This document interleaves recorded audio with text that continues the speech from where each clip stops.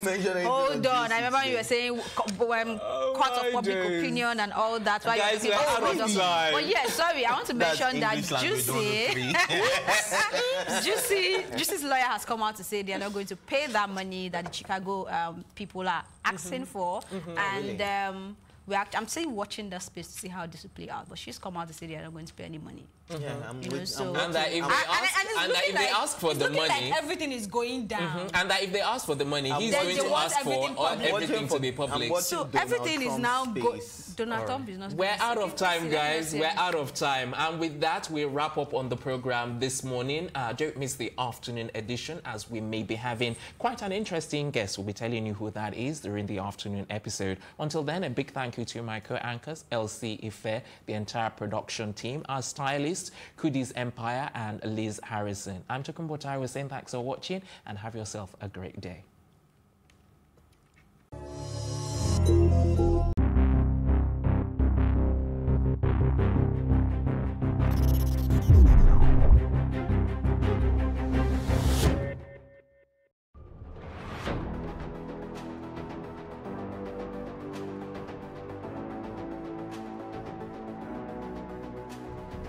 First point of accountability is asking questions.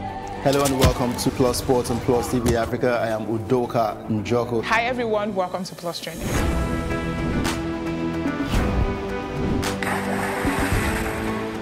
You cannot continue to recycle poverty while you're spending a lot of money on unproductive ventures. The government has to feel the impact. Honorable Commissioner, sir, welcome to the show.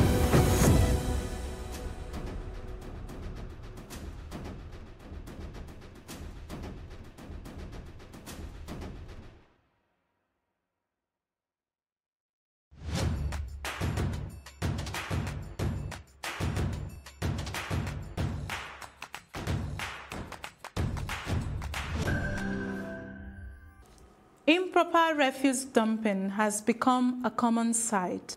Elegant edifices, beautiful streets marred with the ugly sights of refuse. What is the right way to go? Well, if you ask me, dispose them off properly, I would say.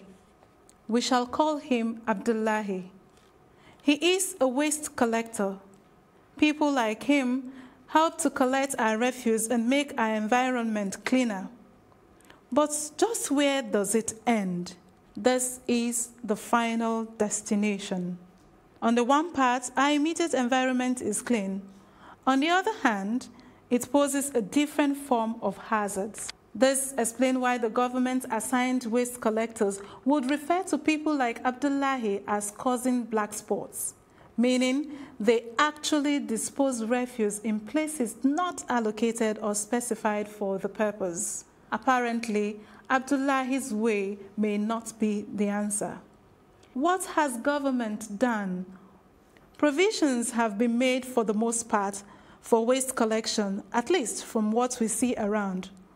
Improper refuse dumping has been a menace in our society, but as you can see from the view here, it is already so littered.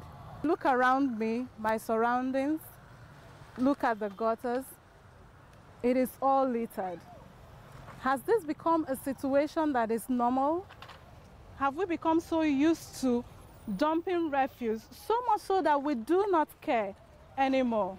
So now, some big men, they are from far away, they are throwing the dustbin here. It's not only people are living here, many people are putting dustbin here. So I don't know why they are not more working here again. So please, I'm begging you people, should beg them to come and continue their work.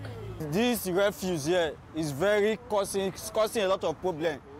At least the waste bin there, I don't know why they take this waste bin out of there. Yes. Anybody want to come and throw it, they will put it there. And it's not good. It's for our heads. Look at where they are selling food. At least we will be hailing different type of disease everywhere. And it's not good, and this will cause sickness in our body. Look at children all around everywhere. Understand? So we want the government to do something about it. See for all the street, everywhere mess up, everywhere they smell. See the waste bin and see dirty, they no fit come pack am. Government no dey help. It's not good now. What we cannot say is, why is it difficult, for instance, for someone to do this I use this and do this. It is simple. Why are we not caring for our environment? Why are we not caring for where we live? And even by extension, our health. Is it a problem of society? I do not have the answer. Amaka Okoye, Plus TV, Africa.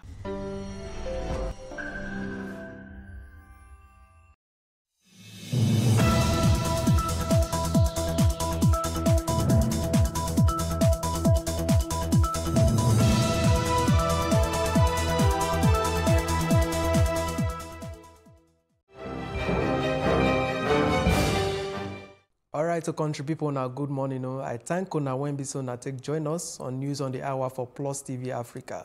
Now the Toro Wembiso once I'm given now be this. My name now Promise Nero. INEC say they don't release the timetable of the governorship election for Bayelsa and Kogi State when they go soon do for 2019 during the week.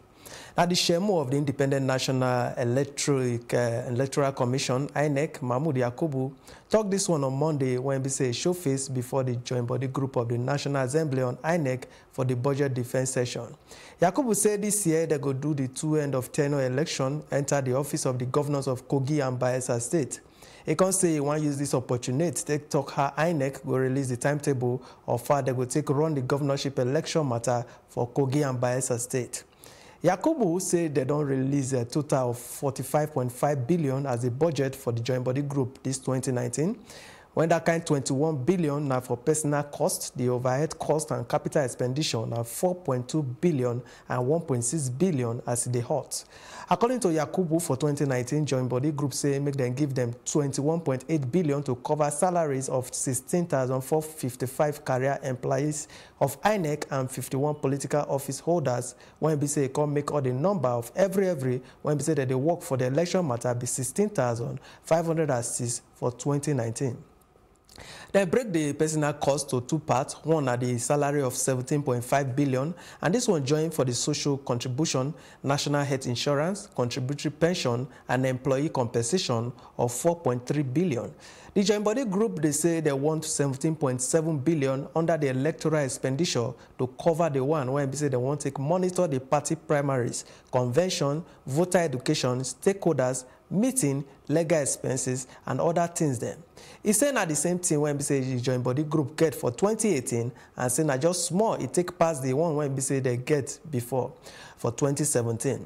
Now 45 billion for 2016, now 45 billion, and for 2018, they can carry and go front small. When we say take make them 45.5 billion, now the same envelope they give them joint body group for 2018 and 2019.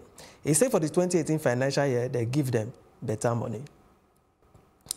The People's Democratic Party, PDP, talk yesterday, say the money when they say when Nigeria don't do the plenty because there's a talk the money they come out from 12.12 trillion for 2015 go enter 24.38 trillion for 2018 under the President Muhammadu Buhari administration.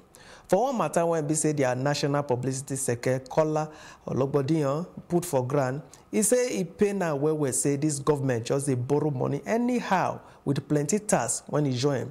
And this one don't make everything for this country hard. And nothing they really they go well again. And the economy of this country not to get ahead as it get before. He says since Oga President Buhari enter office for 2015 has so money that they borrow. And this one don't make money when we say that stock market go up from 17.5 trillion for 2016, go 21.73 trillion for 2017, and 24.387 trillion for 2018. Say it don't make sense at all as money when we say that they just they go front anyhow yaga. He said December 2017 to 24.387 trillion for December 2018. Now everything they can be 2.66 trillion within 1 year. Oga Kola say Oga Buhari go come really tell every for Nigeria. I take borrow that kind of big money and the project when we say put the money. He can talk say he know say they carry the money go put for their All Progressive Congress APC 2019 general election campaign and they don't still put the rest for their pocket. The PDP come beg the National Assembly say make they torchlight the matter of how Buhari government they borrow money, can still use them. They say make the National Assembly save the future of Nigeria and make them no allow Buhari government borrow money from anybody again until they talk with it, they use the one when they borrow, they do. The Speaker of the House of Representatives, Yakubu Dogara, yesterday on Samaya say make nobody can use by force take be Oga of the 9th National Assembly. Dogara when be say sit down as Shemo of the induction section of return and new members for Abuja. He said nobody fit come from outside can force themselves to be Oga. He talked this one because of what happened with the ruling All Progressive Congress APC of Ahmed Lawan and Femi Gbajabiamila when be say they take the Senate President and Speaker. The Bauchi lawmaker come back or the party say make they allow members them choose who they want, make it be their Oga for National Assembly. He say he no come here to tell any party who they go vote for. Say the party get their no waiting they want talk to take do waiting, do the election. And now they take do their business, no concern her. But waiting won't talk be say it better make they allow members vote their choice. The Supreme Court, when be say the acting Chief Justice of Nigeria, CJN, Justice Ibrahim Mohammed, takes it down, don't talk say they don't command the matter when Senator Magnus Abe Sama onto the primaries of the All Progressive Congress, APC in Rivers State from paper. For what matter when be say that they touch light on Monday, the Apex Court say they don't command the application, sake of say it no get merit. The court still say the suit no carry weight and it is a gross violation of Order 2 Rule 8 of the Supreme Court rules. The matter when we say they start from March 1st, 2019, Tandagriba onto 8 grants, and I want affidavit of urgency when we say they must touchlight the matter within 60 days. Now they do this matter.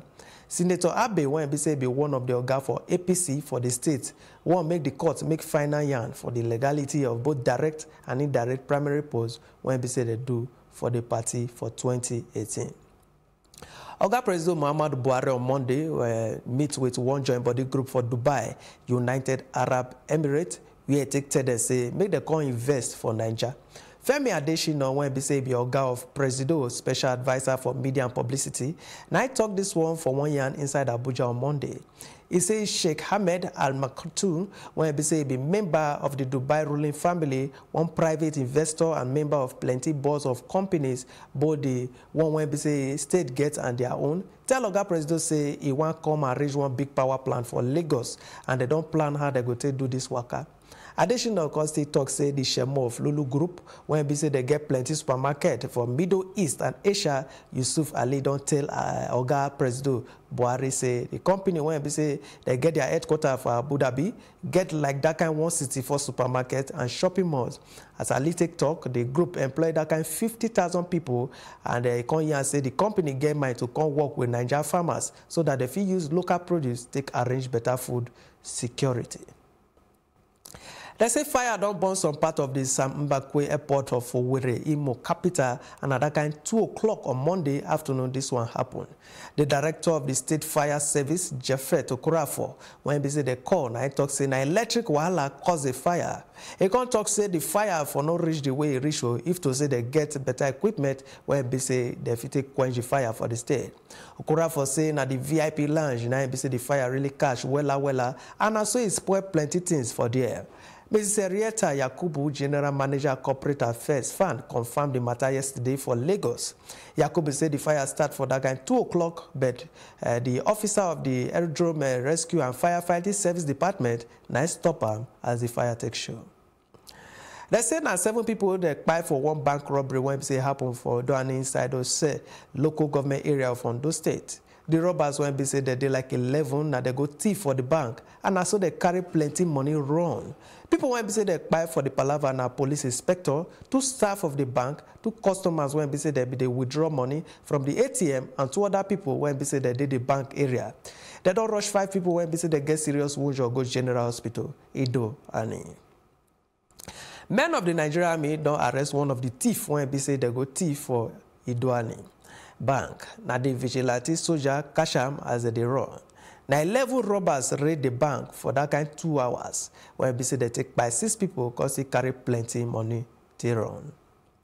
The federal government say they go work with state government to take arrange better quality healthcare services for every for Bodo Nigeria. He talked this one for inside Abuja on Monday for the press conference to mark this year World Health Day. The minister said the greatest challenge of Nigeria health system now money, and the federal government don't get to take touchlight time. This is the first time money is being allocated in realization of Section 11 of the National Health Act 2014. The Basic Healthcare Provision Fund has the potential to change the lives of Nigerians, especially the poorest and the most vulnerable, considering the fact that the basic package is intentionally pro-poor and pro-rural. The problem with Lassa fever is that in the first 7 days it is treatable with an antibiotic, which we have. But if you then delay beyond 7 days, complications set in and it becomes difficult to manage. So what we are doing include the following. One, to improve early recognition. We are also training our doctors, healthcare professionals that not every fever is malaria. And secondly, we now have technology that we do not have to treat malaria without confirmation. There are rapid diagnostic tests for malaria. So even if the person has fever, check and be sure it's malaria. And once the diagnosis says it's not malaria, please stay in class. The Defense and Police Officers Wives Association, the POWA, don't give plenty better things to people when they say they get wahala for their body, and the ones when they say their husband buy as they do work for Nigeria. The Nigeria president of the POWA, Mobolanle Olosni Sokin, Nayan this matter as they mark the end of the POWA week inside Abuja. The joint body group say they do this work so that they fit make all of them happy. The POWA still give food stuff to the widows when they say their husband buy as they do work for Nigeria. And so they carry plenty we share and things when they say they take the learn work, give people, then when they say they get wahala with their body, when you they call disabilities. The POWA has shared in the pain of widows of our fallen heroes. That's why we have intensified our advocacy campaign and welfare activities for widows of our fallen heroes and of course the physically handicapped, because we believe that by expressing love, care, compassion, and encouragement, widows of our fallen heroes, as well as the physically challenged people, will be able to attain their goals. I'm very happy for this show of magnanimity and humanitarian gesture. We know that this is the only thing that can help to move over 27 million Nigerians with disabilities forward.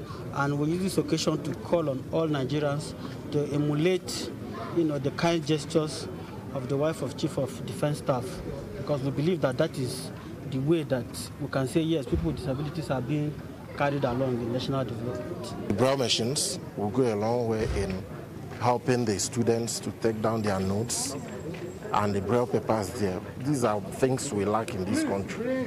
I was so surprised to have seen the Chief of Defense Staff's wife providing those things for us. We are very, very grateful to them. Mobility is an essential thing in the life of every human being. A cripple who is on the floor, who cannot move, cannot really fend for his or herself to earn a living. But with these assistive devices, they can make and earn a living for themselves. It's going to go a long way to help us in taking care of our kids left by our husband for us to take care of. It's going to impact very, very seriously in our lives. And it's going to help me, take care of my kids. I feel good, although it's not easy remembering me of my husband, but I feel good. To God be the glory. To be a widow, but for the fact, the privilege to be here, to benefit from the POWA, I'm very happy and excited. At least for the next 3 to 4 months, I'm not going to buy food in my house for my 4 kids. So it's really going to help me very well. All right, so now time to grab small break. When we come back, we'll summer on plenty to read. We cannot go anywhere.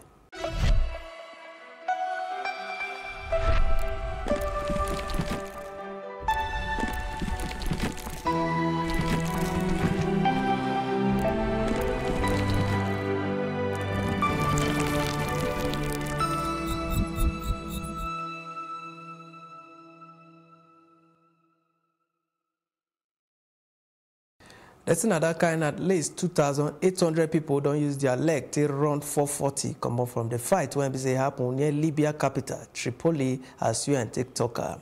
Other civilians, they still face the wahala and no better emergency service day to take help them. Force under General Khalifa Haftar start to cause gbege for the area last Thursday because they want to come out from Libya. UN-backed government. Prime Minister Fayez al-Sarraj don sama accuse give General Haftar say he want do coup and say now by force they want to do this waka. They say they don't use gbege, political palaver and power struggle to scatter Libya for grand since they kpai Oga Muammar Gaddafi for 2011. The Interior Minister tell the Parliament say now 6 people they kpai for the Sudanese capital, Khartoum, when they say they take do the we no go grey waka on Saturday and Sunday. And one person kpai more for western region of Darfur, Bishara Juma, still talk for one matter say now 15 civilians and 42 members of the security force them. Now they won't job for the we no go grey waka where they say they do. Another kind 2496 people when they say they join for the we no go grey waka them. Then they grab onto arrest for inside Khartoum. All right, so we'll go back break for now. When we show back, we'll summon plenty of that to make on no go anywhere.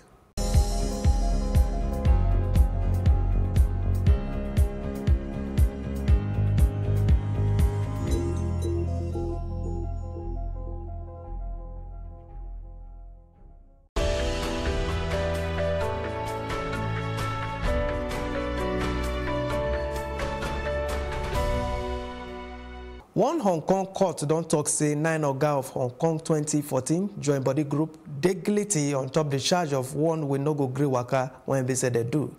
People when they say they join for this waka are the sitting legislators, professors, student activists, and religious leaders when they say they join for the 79-day democracy we no go gree waka. 3 of the group, Chan Kin Nam, Benny Tai, and Reverend Chu Yu Ming, then say they dey guilty of how they take do public nuisance because they don't do the first for we no go gree waka for 2013 under the moniker Occupy Central with Peace and Love. 8 of the group when they say Reverend Chu join, and they say they dey guilty on top public nuisance and other matter them. While 5 dey guilty of incitement of inside public nuisance. Next one are business news.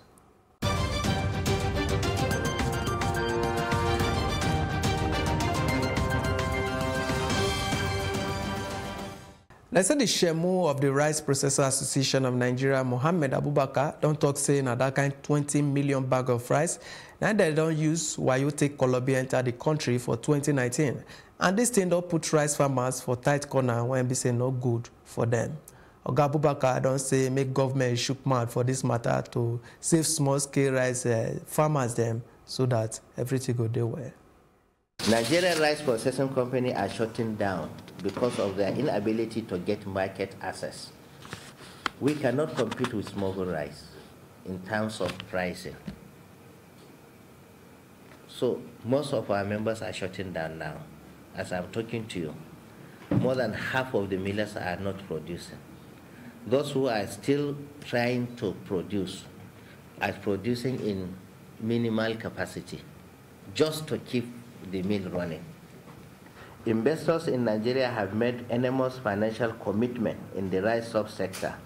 Unfortunately, the only threat to this industry total development is smuggling. Over 1 million metric tons of rice, about 20 million bags of 50 kg. Let me tell you another way, about 34,000 trucks of rice have been smuggled into this country in the last 3 months. Just after Christmas to end of March, over 1 million tons of rice has been smuggled. And it's easy for you to verify that. Because whatever comes to Cotonou Port, parboiled rice, you know it's heading to Nigeria. Because Cotonou doesn't eat parboiled rice, likewise Niger. So any parboiled rice that lands in Benin Port is coming to Nigeria. So you can check the record of Cotonou Port, you can Google it and see the number of ships that arrive there in this month we are talking about. over 1 million ton has landed, which invariably means over 1 million ton has come into Nigeria. All right, so that's now our news roundup of event for the hour. For more news updates, I beg follow us at Plus TV Africa on Facebook, Twitter, and Instagram. And make you not forget to subscribe to our YouTube page for Plus TV Africa. With the show back later with plenty to read. Make una join us. My name na Promise Nero. Una get better day.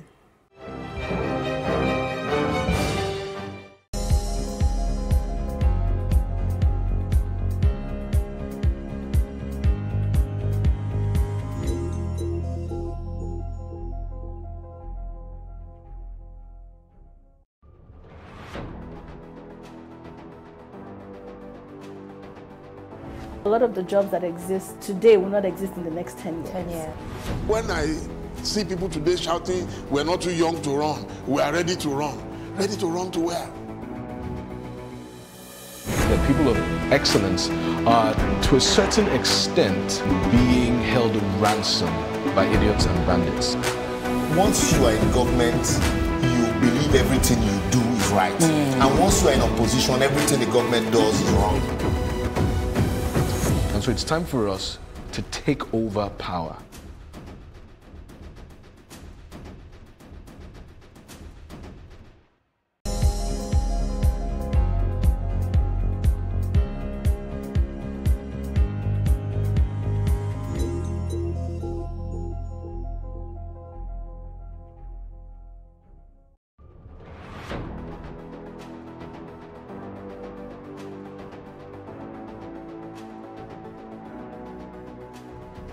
First point of accountability is asking questions. Hello and welcome to Plus Sports and Plus TV Africa. I am Udoka Njoko. Hi everyone, welcome to Plus Training.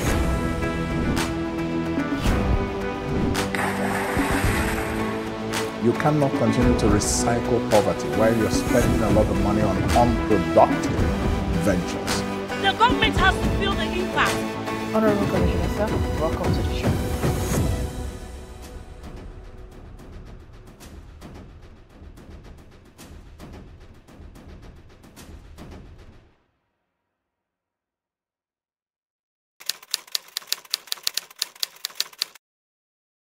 Nigeria spends about $8 billion annually on the importation of vehicles. Although in the 1970s, passenger cars and commercial trucks were assembled in Nigeria, but this didn't last for a very long time, as production capacity in the capital-intensive plants began to drop drastically by late 1980s, leading to losses for the assembly plants. Commercial truck plants were even more affected, with market demand declining from 36,000 in 1977 to 14,440 by 1981. Another local assembly plant also saw its annual production drop from 29,300 in 1981 to less than 1,000 in 1989 and in 2005. The once booming sector, which created mass jobs and economic growth, was largely affected by corruption, epileptic power supply, government inconsistency, and a drop in oil prices. This led to an increase in importation of vehicles into the country. In a bid to reduce importation and boost local production, the government set an automotive policy in 2014. But this has not been very effective, as reports from the National Bureau of Statistics showed that Nigeria imported over 1.2 million new and used vehicles into the country between 2012 and 2017. Plus TV Africa spoke with local importer Mr. Kunle on the effects of this policy and prospects for growing the automobile industry in Nigeria. Thank you for having us at yours. So how long have you been in the business of importation of vehicles, and how easy has it been for you? I've been in the importation of cars for the past 15 years. And when I want to talk about being easy, bringing cars from abroad, it's been fine, but we still have a little challenge. First, we face the challenge of government, and we face the challenge of exchange rate as well. So these are the two challenges we have. The National Bureau of Statistics said that from 2012 to 2017, Nigeria has imported that both new vehicles and Tokumbo vehicles, that's fairly used vehicles. We've imported over 1.2 million cars into the country. And then annually we spend $8 billion on an average, right, on importation of vehicles, which is very high. What would you say the reason for these high figures have been? Nigeria don't produce car. If Nigeria produce car, I don't believe we'll be spending so much money on bringing car from other country to our country. So if Nigerian government can be able to produce Nigerian-made car, I believe bringing car from abroad will reduce.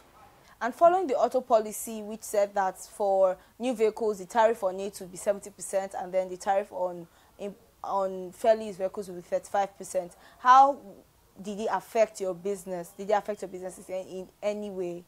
The 70% increasement of duty,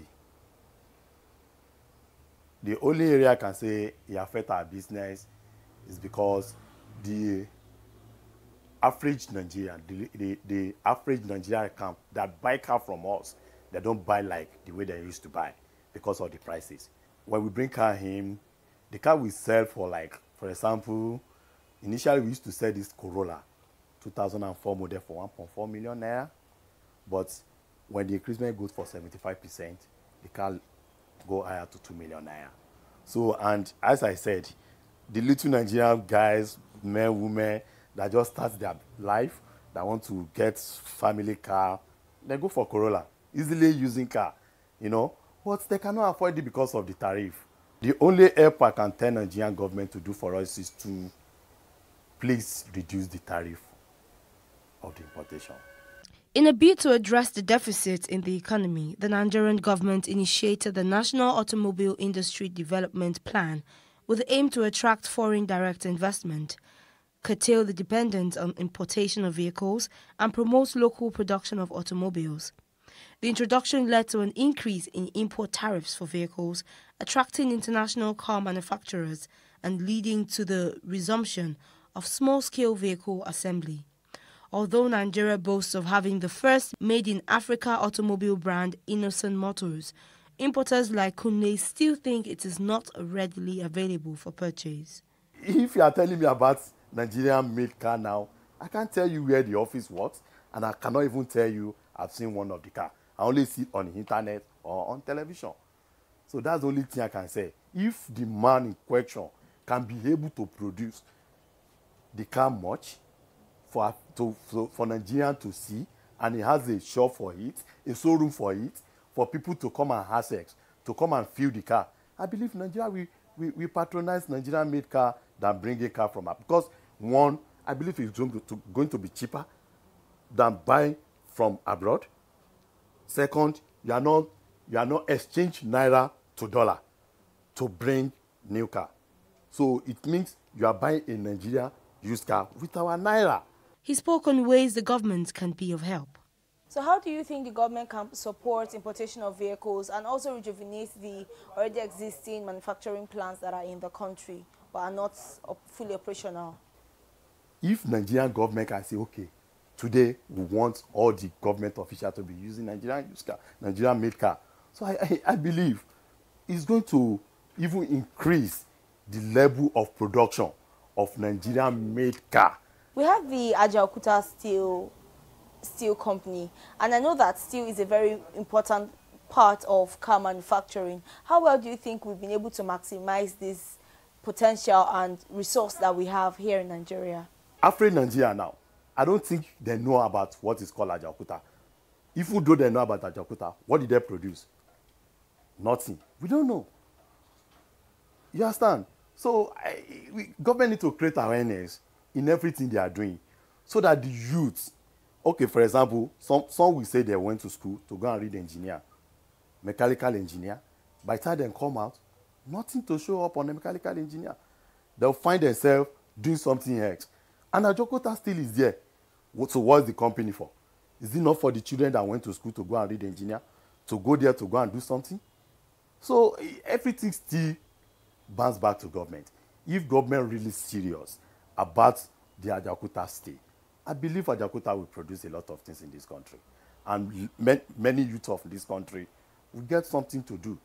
All right, thank you very much for having us at yours today. Thank you. Thank you very much. You're welcome, madam.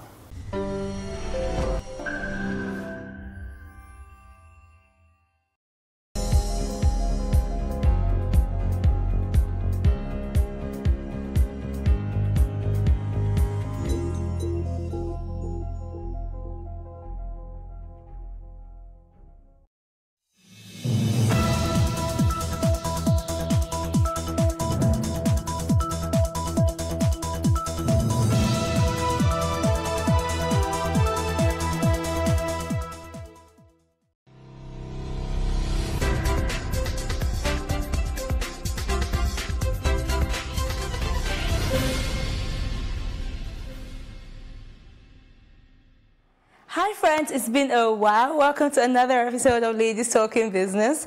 Today's episode is tailored for individuals who intend moving up the career ladder. To speak on this very essential topic is Chika Owaze, a human resource expert.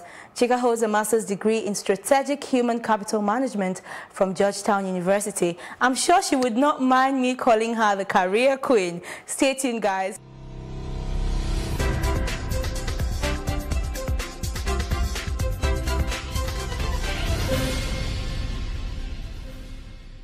Hi Chika, welcome to the studio.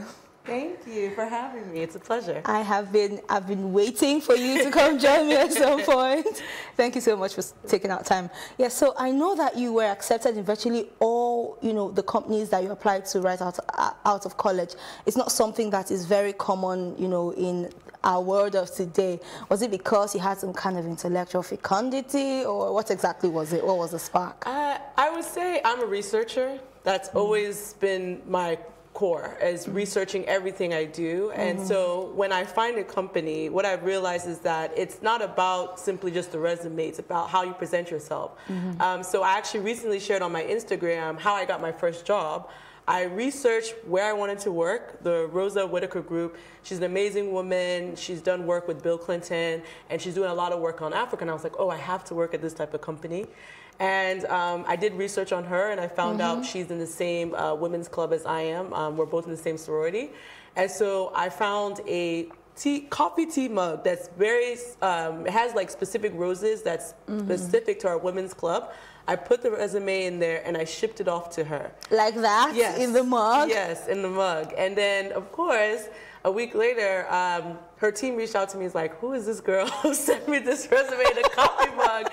And I got the interview, and I actually got to interview with her personally. And then after a week, she called me back saying that she's offered me a position. So I really went out of my way to get my first job. And so it's always been like that, not as extreme, but I've always taken the time to research the company, who's the CEO, who's the key stakeholders, and just finding a way to connect with them and present myself in front of them. All right, so what exactly would you say global companies like that look out for when recruiting?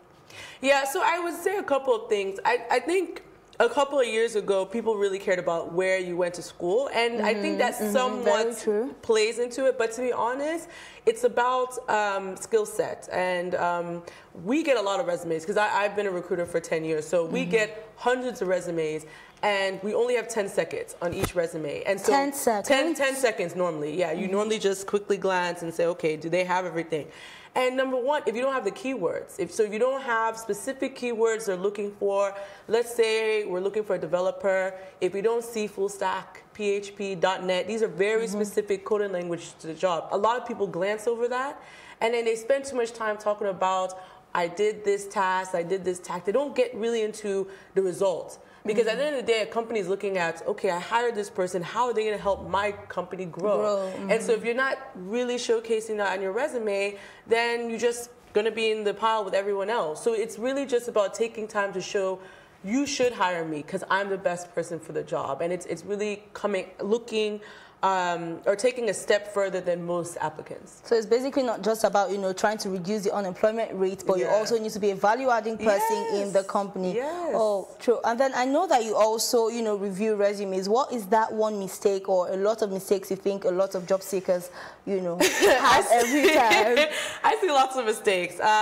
Let me just say the top three I see. Okay. Number one, resumes are way too long. I get resumes all the time that are like 3, 5, 6 pages of, they're not talking about anything. They're just talking. And I'm like, what is this? What are you? There's no punchline. There's no punchline, yeah.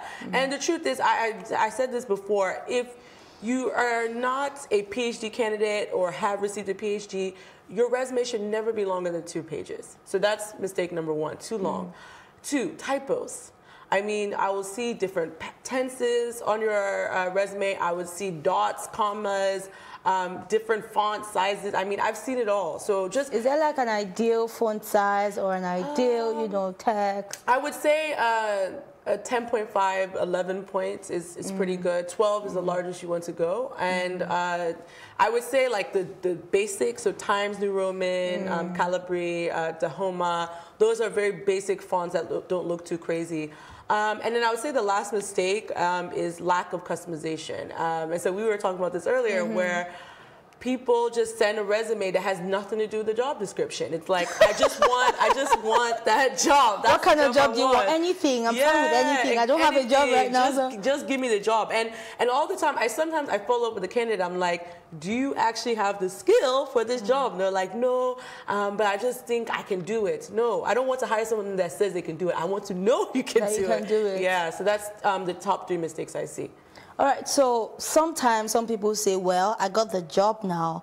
I'm only going to do what was in my, you know, what's it called now? You're given like your job description, and then you're saying you're not going to move either above or beneath your job description. What's your take on that? I don't think...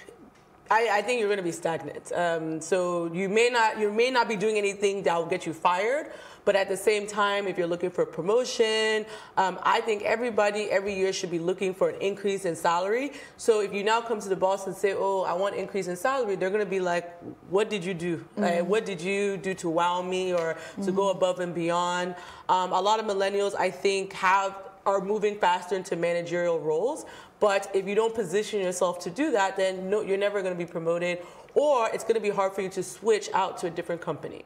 So what are those things you would say you would encourage that people do in order to, you know, position themselves for things like that? I would just say being proactive. I think a lot of people are waiting for their manager to tell them what to do or how to do it. And I think it's about listening to what your manager is saying or needs, being in tune with the company's goals. So, for example, the company's like, we want to grow 10%. Figure out how you are part of that. Even if you're in HR and maybe you're not directly bringing in revenue, figure out, is it hiring better people? Is it training the current staff? There's so many ways that you can add value to the bottom line. So it's about aligning with your manager's needs and then aligning with the overall company needs.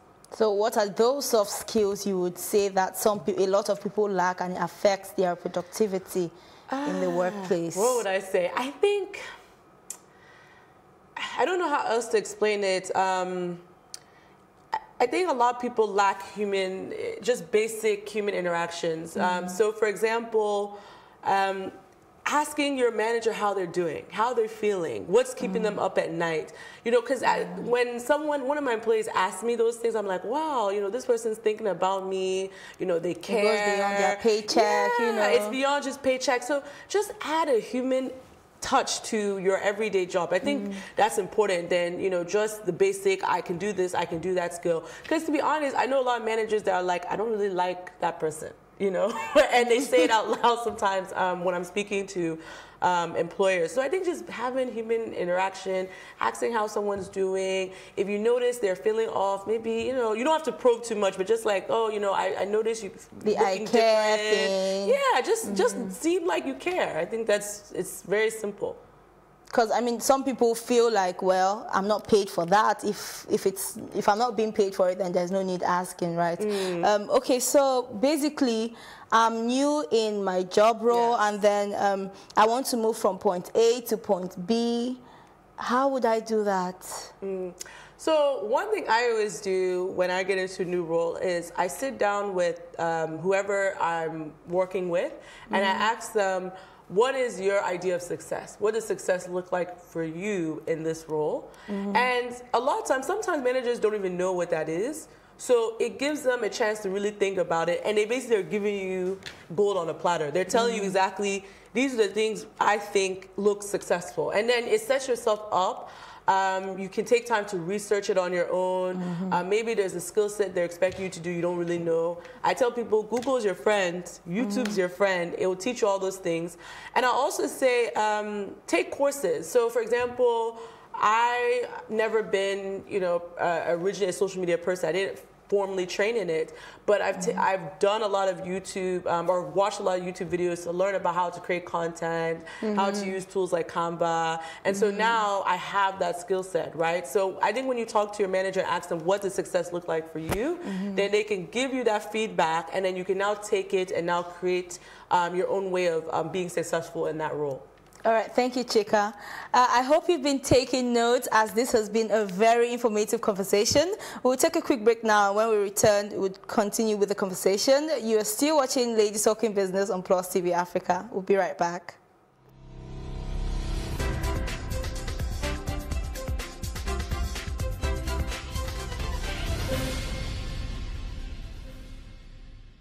Thank you for staying with us. All right, Chika. I've trained as an engineer for, say, 5 years in school. I've worked as an engineer for 5 or 10 years, and now I'm tired, I'm bored, I want to switch. What would you advise I do? How would I make that switch? Okay, so that's quite common.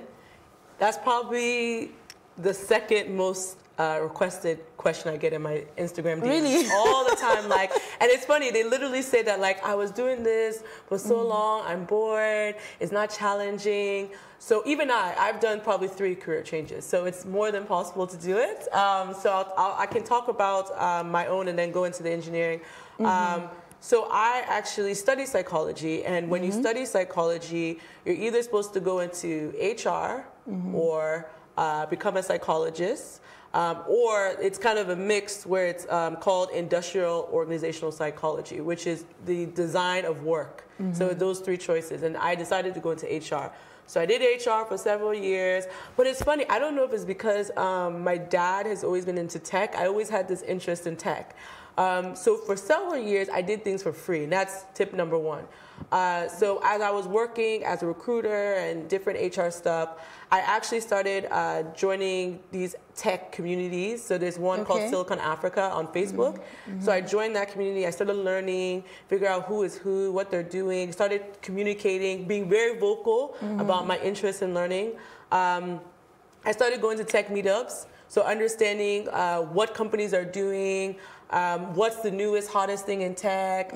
So I started doing that, and then eventually 2 startup companies approached me that they needed help in running operations, and another startup needed help in marketing. So I just started doing it for free. I just did it because I wanted to learn. I just wanted to know, like, and learn. And honestly, so that probably was a 2-3 year period I was doing that, and that's actually how I landed the position of CEO of TalentBase. So I've never ran a tech company before, but because people knew me in the community and they knew that I understood HR and tech, that was why I was employable for that job. So for someone who's in engineering, I actually see a lot of engineers switch into business roles. A lot of people go back to business school, so that's, I think, a perfect way to segue into something else. If you go to business school, mostly you'll get an internship, you'll be positioned to be a consultant, you'll be positioned to become an investment banker, you'll be in position for so many other things. So I think that's super important that you do that as well. And I would also say that if you're trying to switch careers, maybe in something like tech, or in design, right? There's so many courses that you can actually take, right? There's Harvard Business School. They have an extension course that's free. MIT has a online course that's free. There's courses like Lydia and Coursera. All these are free online courses you can take, and you can just start teaching yourself the different skills you want to do to transition into that. And then I would finally say that one of the key things you need to do is start networking, right? Because at the end of the day, as a recruiter, I'm just looking for someone that has a skill. The degree is almost like, it only matters for maybe medical or, you know, very specific professions where you have to have that education background. But to be honest, you can start going to meetups, conferences, start meeting, understanding who the industry players are. And a lot of times that's how you get your job. Every job I've received after my position at Talentbase was through networking. I didn't apply formally. I didn't see it somewhere on a job board. It's just someone knew my background and hired me. And I haven't been in a role since my time at Talentbase that was really a recruiter or an HR role either. So I think it's more than possible to switch careers, but you have to, like I said before, you can either get the education again, going back to school, you can start doing online courses that are free, and you need to start doing the networking. So actually meeting people that are in your industry or in companies that you want to work for in the future. So in that case, how would you be able to convince your next employer that you're fit for that role? Yeah, so I would say the other thing is you can start doing side projects. And this is kind of what I did as well. And the problem is people sometimes are doing these side projects that are learning these new skills to transition into the next career, but they're not putting it on their resume. So I think the real issue is if you're doing these side projects, create an addendum that actually says, you know, additional work experience, and then you just start listing out all these projects you've done. I remember recently I was hiring a creative director, and actually formally she was just an accountant. But then she actually had an additional work experience where she started showing that she created the brand and direction for a skincare brand, that she's done work for a fashion show. Yeah, these are personal projects that she was doing on the side. And so I was actually able to follow up with her and say, okay, you know what, even though formally she was an accountant, I can see she's actually gained experience in creative direction. So it's about taking those side projects. People are always looking for help. There are different things. Volunteer your time. It could be helping at a conference, working aside someone who's in a business. I think there's so many interesting ways you can start creating the experience you need, and make sure you put that on your resume, because the mistake people make, like I said before, is someone will send me their cover letter saying I'm an award-winning designer. I look at the resume, it has nothing to do with that. So I'm like, where did you win the award? What? Like, it's not making sense. So make sure you put that on your resume if you've done any side work, so that people can see, okay, they're transitioning, okay, they have the experience, they've gained the experience in some capacity. I know at some point someone was saying that it's also important that for every job role that you're applying for, you should sort of tailor your resume to, you know, suit it. 100%, yes. You always... I tell people, when you're tailoring your resume, right, the employer is telling you exactly what they're looking for in the job description. If it's not being said in your resume and it's not connecting to the job description, you simply will be skipped. And especially for a big organization, all these banks, telecom, we're using what is called an applicant tracking system. So if your resume is not putting specific keywords within the resume, then the applicant tracking system is literally going to blackball you. It will not see you, it will not pick you up, it will just keep you in the delete file. So what I tell people is there's two ways you can do this. Number one, as you're looking at the requirements, take some of those words and put that in your resume, right? But don't do it if you've never done it. Don't just be, you know, listing words and adding. Yeah, don't do that. But if you know, for example, as a technical recruiter, it may say understanding sourcing with LinkedIn. So if I've actually done that, lift that and put it somewhere in your resume. It's quite simple. Or I tell people there's a website called jobscan.com. For every month, you get 5 resumes for free, and they literally scan your resume against the job description you're applying for, and they tell you how close your resume is to that job. So if it's 30%, obviously you have a lot of work to do. If it's now 85% or higher, then you know, okay, this is a solid resume that aligns with the job description. So that's really an easy way to do that. I also tell people, look up the company, their mission, their goals, their values. Use all those language in your summary. Your summary starts the resume, sets the tone for who you are as a person. Do not put an objective, I'm looking, I'm seeking, I'm begging. Don't put any type of thing like that on your resume, because I don't want someone begging, I don't want someone seeking. I want to know I'm competent, I'm ready, I'm the best. That's the type of language I want to see when I'm looking at resumes. So that's really the way you should tailor it, so that the applicant tracking system picks you up. And how important, I know it's important, but how seriously should people start to take the issue of personal development in terms of moving up the career ladder? Life is a life learning journey, right? You're always learning. if you are not constantly trying to, I know now Sierra has made this popular, but level up. You should always be leveling up, level up, yes, level. You should always be leveling up, right? So you have to, because things are changing, right? Now, the job force is a lot of tech is involved. You're seeing machine learning, artificial intelligence, all these high-level IoT, blockchain. The world is changing. So if you are not educating yourself, putting yourself step forward, you will be left behind. It's quite simple as that. So I tell people, me personally, I'm constantly watching speakers on YouTube. Like literally, I start my day either with music or I start my day with some type of motivational talk. I listen a lot to Gary Vaynerchuk. I believe that's his name. He's really great for social media. He talks a lot about where the world is going, what you should change. If you're trying to position yourself, brand yourself. I listen to Oprah a lot.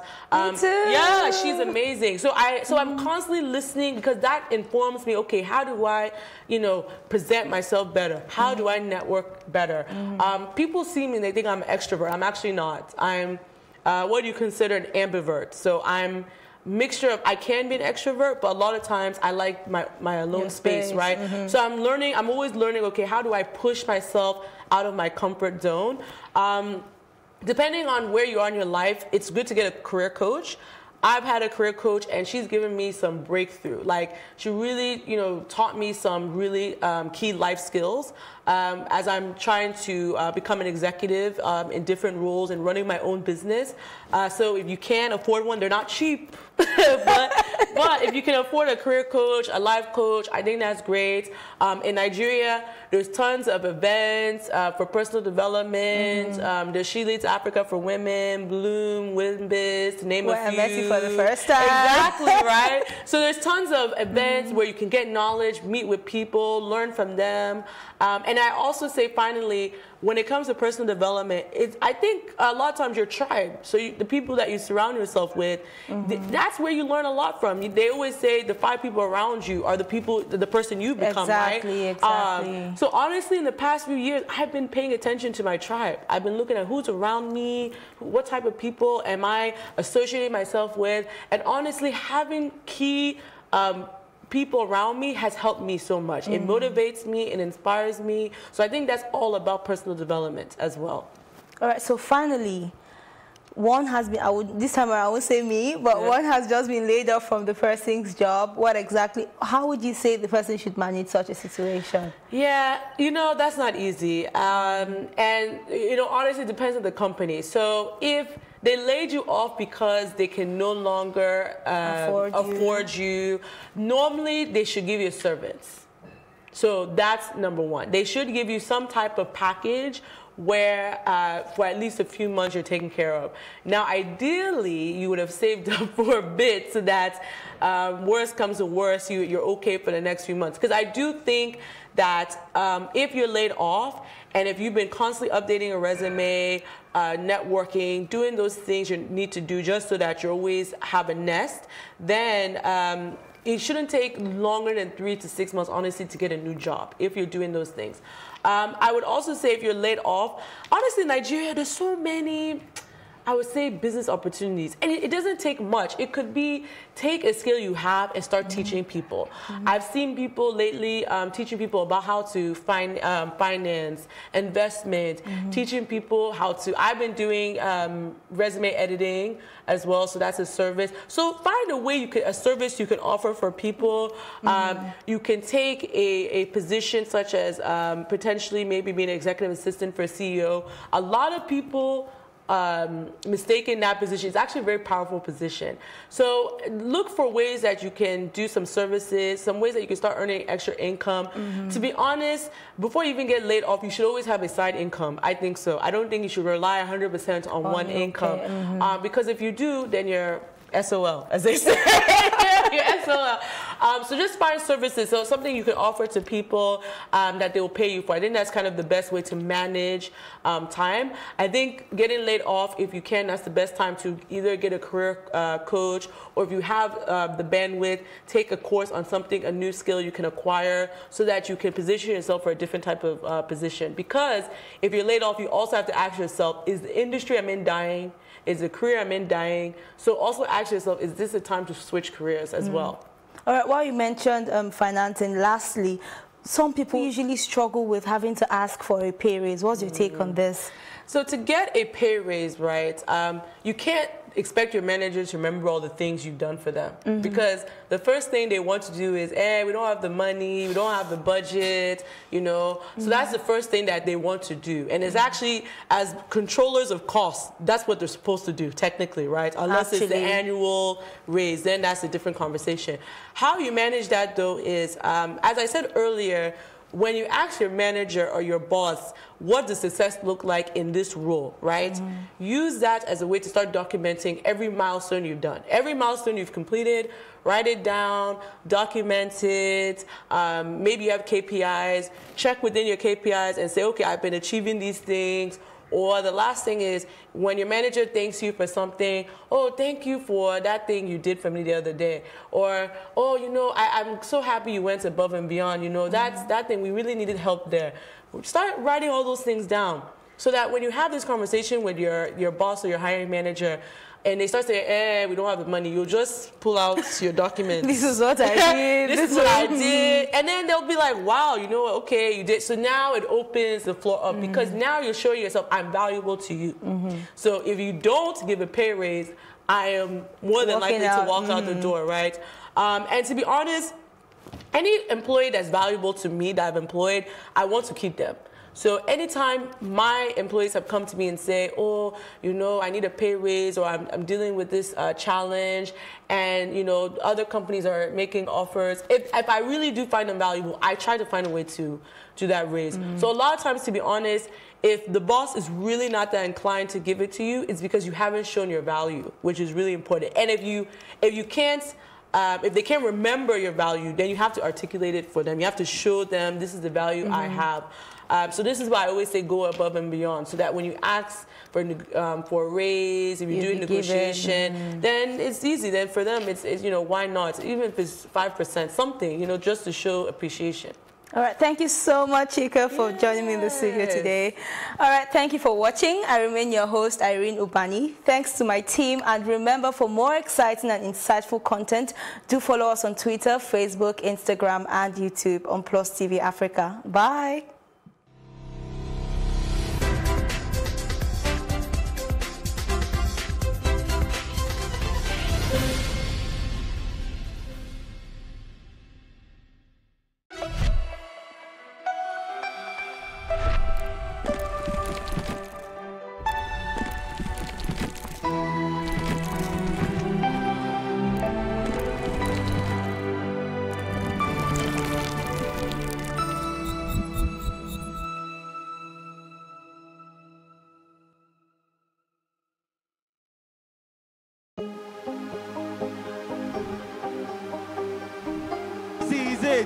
For upcoming artists to blow in Nigeria.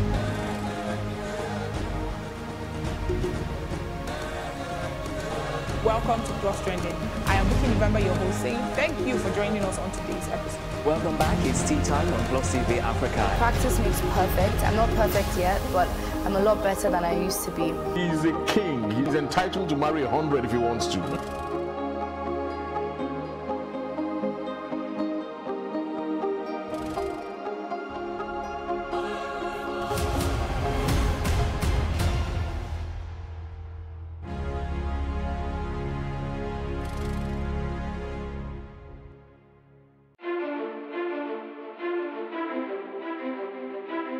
That is how we get looped into a cycle of insanity, repeating the same thing and expecting a different result. That cycle of failure is unsustainable, and it has to end now. Perfection Train is back. They take us to the bush and start asking us to call our people to send money. What can be done as an intervention for them right now to stop abuse of all children?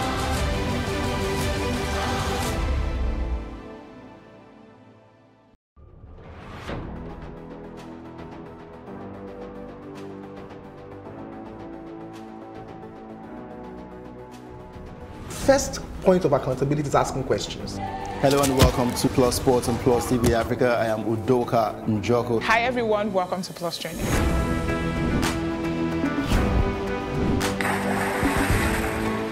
You cannot continue to recycle poverty while you're spending a lot of money on unproductive ventures.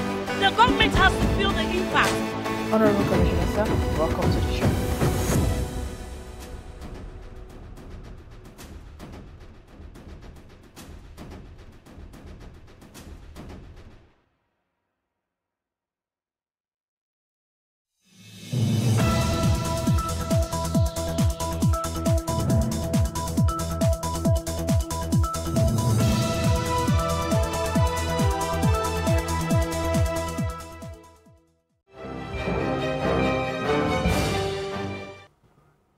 Hello, many thanks for joining us on News on the Hour and Plus TV Africa. I'm David Alabian, the stories making the headlines. Now we begin with security matters first.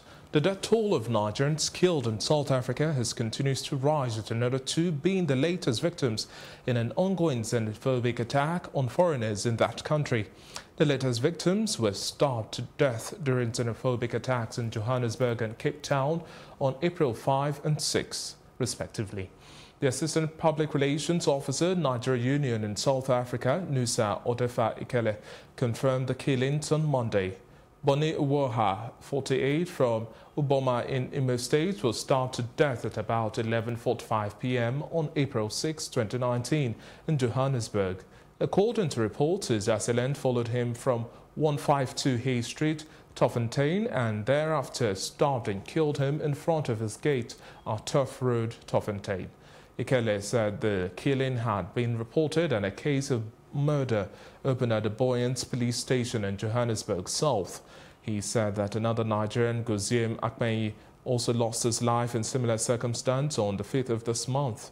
Ikele, however, called on the Nigerian government to impress on their South African counterpart that the killings have to be investigated and the culprits prosecuted. And away from South Africa, now back home in Nigeria, some part of the Sam Mbakwe Airport in Owerri, Imo capital, was gutted by fire, which was reported to have started by 2 p.m. on Monday. The director of the State Fire Service, Japhet Okorafo, when contacted, told newsmen that the fire started as a result of electrical problems. He lamented that the fire service, which reported at the scene, would have had more success, barring their lack of equipment. Okorafo said that the VIP lounge was badly damaged before the fire could be controlled. However, Henrietta Yakubu, the General Manager, Corporate Affairs Communication, FAAN, that's the Federal Aviation Authority of Nigeria, confirmed the incident in a statement in Lagos. Yakubu said that the fire started at about 2 p.m. but was, however, curtailed swiftly by the officers of the Aerodrome Rescue and Firefighting Services Department. In other security matters now, 7 persons have been reportedly killed in a bank robbery that took place in Udoani in Osa local government area of Ondo State. The robbers, numbering about 11, raided the bank for hours and carted away an undisclosed amount of money. Among those killed was a police inspector, 2 staff of the bank, 2 customers who were withdrawing through the ATM, and 2 others within the bank's vicinity. 5 persons who sustained varying degrees of injuries have been rushed to the General Hospital, Udoani. Now, men of the Nigerian Army have arrested one of the robbers that raided the bank in Udoani, and the suspect was arrested by the vigilant soldiers when trying to escape. The robbers, numbering about 11, raided the bank for over 2 hours, killing 6 persons and carted away an undisclosed amount of money. Meanwhile, concerned Nigerians have urged the federal government to improve the system of policing in the country. Tumboso Akeju, a public affairs analyst, while speaking on our program Off the Press earlier today, talks the federal government to do the needful.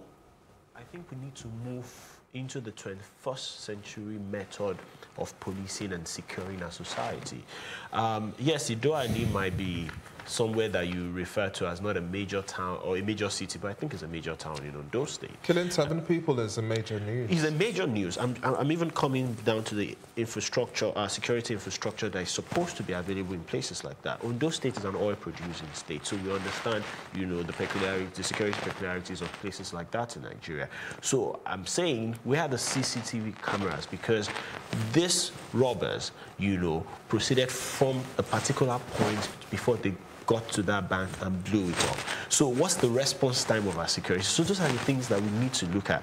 And if we look at the, you know, security issues generally, it's a bit alarming. Why? Because we've just come out of an election, and in the last 2 weeks, what we've seen in the news, we've seen the issue in Zamfara. Now there's an issue in Kaduna, there's an issue in Ondo State. So it looks like, should we be worried about a coordinated crime across the country? We shouldn't even forget about the kidnap of the fire service boss. Exactly, well, even in Lagos. In Lagos, you know, yet again, the last time there was a serious case like this was that of the students in the secondary school somewhere, you know, in Ekpe. And now we have, you know, a government official being kidnapped. And these things tend to, you know, in legal matters now, the Court of Appeal in Abuja has nullified the election of Mohammed Sani Musa as Senator-elect for Niger East Senatorial District. Consequently, the court declared incumbent Senator David Umaru as the duly elected candidate of the All Progressives Congress. In a judgment read by Justice Stephen Ada yesterday, the appellate court set aside the judgment of a federal high court in Abuja on the grounds that the court lacked the jurisdiction to entertain the matter, having become statute barred by law, just which if handling of such funds on the primary